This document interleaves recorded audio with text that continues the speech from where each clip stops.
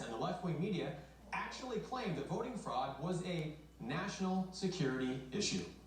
See for yourselves. You couldn't possibly believe that the company counting our vote, with control over our vote, is owned by two Venezuelans who were allies of Chavez, are present allies of Maduro, with a company whose chairman is a close associate and business partner of George Soros, the biggest donor to the Democrat Party, the biggest donor to Antifa, and the biggest donor to Black Lives Matter. Well, let me tell you something. None of that is true. It's the QAnon conspiracy edition of Choose Your Own Adventure. Dominion has absolutely no corporate ties with George Soros or Venezuela.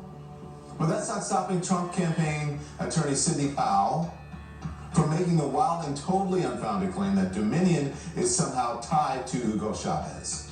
The Dominion voting systems, the Smartmatic technology software, and the software that goes in other computerized voting systems here as well, not just Dominion, were created in Venezuela at the direction of Hugo Chavez to make sure he never lost an election. They let Sidney Powell, the woman who was working with Rudy Giuliani, you saw at the press conference, she says the most obnoxious, baseless things.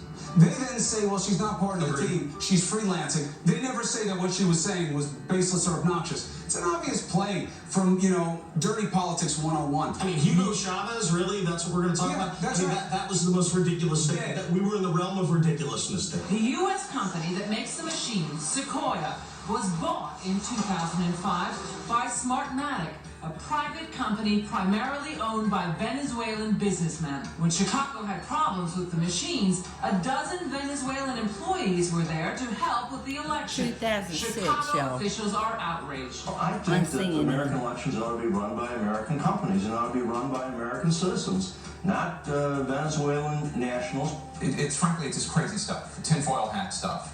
But the idea is that because of the software, somebody is able to go in and change the results.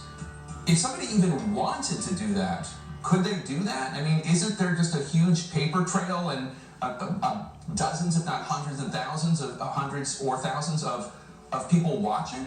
You really can't miss it. The yellow button at the back of the Sequoia voting machine. Tens of thousands of machines used in 16 states and Washington, D.C. That button puts the machine in manual mode, so anyone can vote and repeatedly cast as many votes as they want.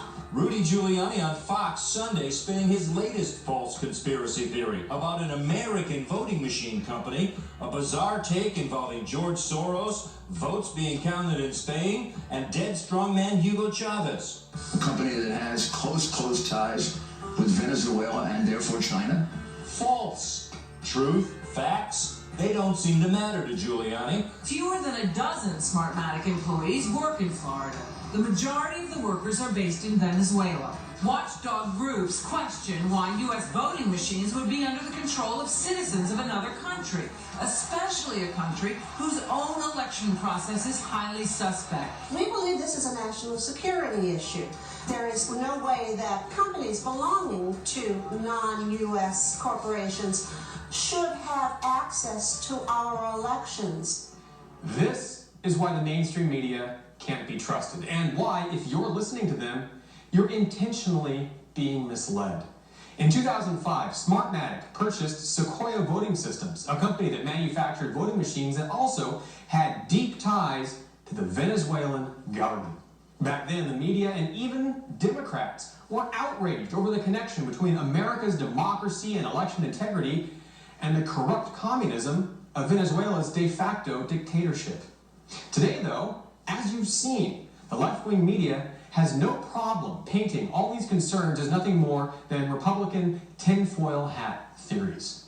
However, One American News believes the American people have a right to know what's actually happening because the fate of an election and an entire country hangs in the balance. For One American News, I'm Pearson Sharp.